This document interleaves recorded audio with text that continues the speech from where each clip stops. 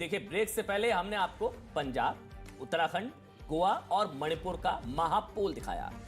और अब बारी उस राज्य की, उस प्रदेश की जिसके बारे में कहा जाता है कि देखिए, दिल्ली की सत्ता का रास्ता तो यहीं से निकलेगा, यही तय करता है। जो इस राज्य को जीतता है, उत्तर प्रदेश। उत्तर प्रदेश में चुनाव से पहले वो सब हो रहा है जिसने इन चुनावों को ब्लॉकबस्टर मुकाबले में तब्दील कर दिया। देखिए, नेता मंत्री जो पार्टियां छोड़ रहे हैं, परिवारों में फूट है, कोई दूसरी बार लगातार सत्ता हासिल करने का प्रयास कर रहा है, तो किसी को 5 साल के इंतजार के बाद दोबारा सरकार बनाने की उम्मीद है। सबकी निगाहें इस पर है कि 403 सीटों वाले इस सबसे बड़े सूबे में डबल सेंचुरी कौन लगाएगा। 202 बहुमत का आंकड़ा है, तो इंतजार की घड़ियां खत्म होने वाली। और अब हम आपको बताने वाले हैं उत्तर प्रदेश में कौन मैजिकल फिगर हासिल कर सकता है। जहां बहुमत का जो आंकड़ा है वो 202 है और एक्सप्रेस वे इस बार उत्तर प्रदेश की राजनीति के केंद्र में है। सभी पार्टियां इन एक्सप्रेस वेज का श्रेय तो ले रही हैं। एक्सप्रेस वे के जरिए ही समझ लेते हैं कि यूपी में किस पार्टी की गाड़ी कितनी तेज रफ्तार से दौड़ सकती है। उत्तर प्रदेश पर सबसे पहले हम आपको पहला सर्वे जो हो रहा है उसका ओपिनियन पोल दिखा रहे हैं। क्या कहता है वो पोल? दरअसल बीजेपी प्लस को 223 से 235 सीटें, समाजवादी पार्टी प्लस को 145 से 157 सीटें, बहुजन समाज पार्टी को 8 से 16 और कांग्रेस को 3 से 7 सीटें मिल सकती हैं। वहीं दूसरा एक और सर्वे है जिसका महापोल क्या कह रहा है उत्तर प्रदेश में, आइए आपको बता देते हैं। ओपिनियन पोल दावा करता है कि बीजेपी प्लस को 230 से 235, समाजवादी पार्टी को 160 से 165, बीएसपी को 2 से 5 और कांग्रेस को 3 से 7 सीटें मिल सकती हैं।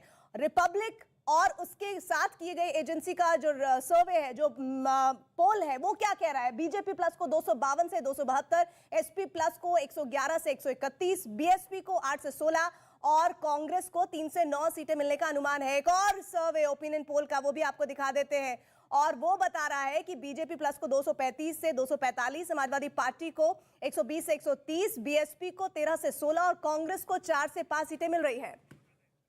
देखिए, उत्तर प्रदेश का एक जनादेश। अब जो हम आपको बताने जा रहा हूं, बीजेपी क्लियर कट सरकार बनाती नजर आ रही है। यह बड़ी खबर इस वक्त की, 235 से 249। यह आंकड़ा बहुत ध्यान से देखेगा क्योंकि 7 अलग अलग जो पोल्स हैं उसका निचोड़ है आपकी टीवी स्क्रीन पर। 7 अलग अलग पोल्स का पोल ऑफ पोल, महापोल। बीजेपी सरकार बनाती नजर आ रही है। स्पष्ट जनादेश, क्लियर मैंडेट, कोई त्रिशंकु नहीं, कोई हंग असेंबली नहीं, कोई त्रिशंकु विधानसभा नहीं। बीजेपी सरकार बना रही है उत्तर प्रदेश में 235 से 249 सीटें। ओपिनियन पोल के हिसाब से समाजवादी पार्टी बहुत अच्छा कर रही है, लेकिन उतना अच्छा नहीं कर पा रही कि जिस सरकार बन जाए, क्योंकि समाजवादी पार्टी पिछली बार 17 में कांग्रेस के साथ मिलकर जब चुनाव लड़ी थी तो 50 के आसपास सीटें मिली थी। वो बढ़कर पहुंच रही है 147, 137 से 147। नेक एंड नेक फाइट, कांटे की टक्कर जो है वो अखिलेश और योगी, कांटे की निकाला जाएगा, वैसे टक्कर इनकी है क्योंकि अब योगी जी तो काफी आगे नजर आ रहे हैं इन ओपिनियन पोल के हिसाब से। अब क्या होगा क्या नहीं वो 10 तारीख को पता लगेगा, 10 मार्च। लेकिन अभी मायावती की पार्टी 7 से 13 सीटें और कांग्रेस पार्टी 3 से 7 सीटों पर नजर आ रही है। यूपी में एक बार फिर से योगी सरकार बनती नजर आ रही है। फिर योगी ही उपयोगी जो नारा दिया था, मतलब योगी सरकार, यह बड़ी बात। दूसरी बड़ी बात, यूपी में मोदी योगी की लहर बरकरार रहेगी, यह बड़ी चीज। तीसरी बड़ी चीज, बीजेपी और समाजवादी गठबंधन में कांटे की टक्कर है। और एक और बात अमन, वो ये कि 2017 के मुकाबले बीजेपी को 70 सीटों का नुकसान हो रहा है इस ओपिनियन पोल के मुताबिक, और अखिलेश गठबंधन को 150 सीटों में सिमटाया जा सकता है, ओपिनियन पोल ये बता रहे हैं। लेकिन एक बात जो तय हो रही है वो ये कि इन ओपिनियन पोल में जितना BJP, Bharatiya Janata party claim कर रही थी 300 से ऊपर, 325 से ऊपर, वो डेटा दिख रहा है। अमन, हमारे साथ धर्मवीर चौधरी जी मायावती की पार्टी का पक्ष रखेंगे, हमारे साथ अतुल सक्सेना है जो कि समाजवादी पार्टी का पक्ष रखेंगे, और कांग्रेस पार्टी से हमारे साथ सुप्रिया जी हैं।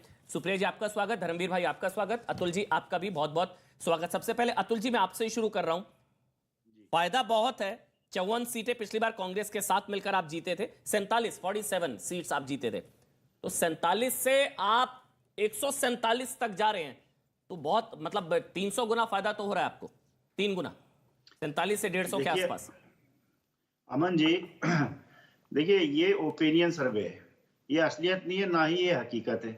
जिस तरीके से ये चुनाव चल रहा है, 10 मार्च तक आते आते बीजेपी की जो आप ये 235 249 सीट दिखा रहे हैं, इसे एसपी की 147 सीट में प्लस कर लीजिए, तो ये समाजवादी पार्टी का जीत का आंकड़ा होगा। नंबर एक, देखिए आज चुनाव जो है किस चीज के ऊपर बीजेपी, अभी आप नहीं देखा, अभी आप बीजेपी को कुछ दिन पहले तक 325 दिखा रहे थे और मात्र 8-10 दिन में आपने 70 सीटें कम कर दी।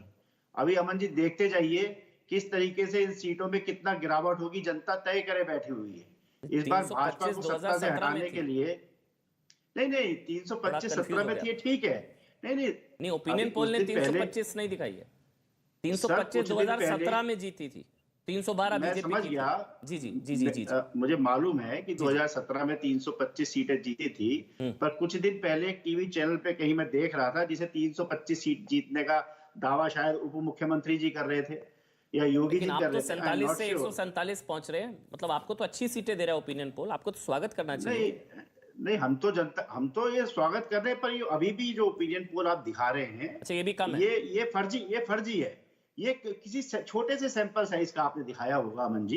देखिए आज चुनाव किस बात पे है। नहीं अतुल भाई, आप समझे नहीं, जहां बैठे न्यूज 18 इंडिया में ये 7 ओपिनियन पोल हैं, सातों के सातों गलत साबित हो जाएंगे, तो आप समझ रहे हैं, ये ओपिनियन पोल का सैंपल सर्वे साइज की बात नहीं कर रहा मैं, 7 ओपिनियन पोल का निचोड़ बता रहा था मैं आपको, महापोल। अब सातों के सातों गलत हो जाएंगे तो हो सकता है हो जाए, आपकी सरकार बन जाए, मुबारक आपको, लेकिन सातों के सातों गलत हो जाएंगे वो अब पता नहीं। खैर, मैं सुधांशु त्रिवेदी जी भी है मेरे साथ, पहले मैं उनका कमेंट ले लेता हूं। अतुल भाई मेरे को आगे बढ़ना होगा, सुप्रिया जी भी वेट कर रही है, पहले सुधांशु त्रिवेदी जी। सुधांशु जी, उम्मीद के मुताबिक या ज्यादा दे दिए, कम दे दिए, या उम्मीद के मुताबिक इतनी 250 के आसपास? प्रैक्टिकल नंबर यही है।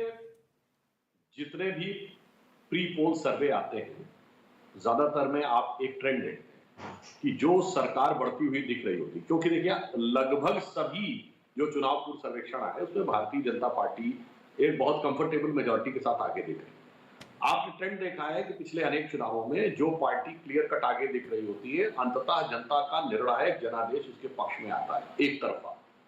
और आप ये भी देखिए कि जब से पोल सर्वे आने शुरू हुए 25-30 वर्षों से, एक आध अवसर पर अपवाद स्वरूप छोड़ के, जैसे 2004 का लोकसभा का चुनाव, फिर दिल्ली का, हमारा 2013 का, अभी पश्चिम बंगाल का, कि ऐसे कुछ अपवादों को छोड़ दें तो सामान्यतः जितनी सीटें भारतीय जनता पार्टी को दिखाई जाती हैं, हम जब चुनाव परिणाम आता है तो उससे कहीं बेहतर सीटें प्राप्त करने में सफल होते हैं। तो आपका सर्वेक्षण जो दिखा रहा है, मुझे इस बात की पूरी उम्मीद है कि जब ये परिणाम में तब्दील होगा तो उस समय हम पिछली बार की जो संख्या थी उसको पार करेंगे। उसका एक कारण लेकिन सुधांशु जी, 300 प्लस का जो आंकड़ा आप लोग कह रहे थे, अमित शाह ने भी कहा था, वो आंकड़ा तो आप लोग छू नहीं रहे हैं। सुप्रिया श्रीनेत हमारे साथ है। सुप्रिया, मैं उसी बिंदु पे आ रहा हूं। मैं आ रही हूं सर आपके पास। सुप्रिया से भी एक छोटा सा कमेंट, फिर आपके पास ही आ जाते हैं। सुप्रिया, आप लोग तो डबल डिजिट में भी नहीं आ पा रहे हैं, वो भी तब लड़की हूं, लड़ सकती हूं, 40% टिकट देने की बात कर रहे हैं, लेकिन महापोल ये निचोड़ है, ये एक पोल नहीं, ये निचोड़ बता रहे हैं आपको, उसमें भी डबल डिजिट नहीं छू पा रहे हैं आप लोग।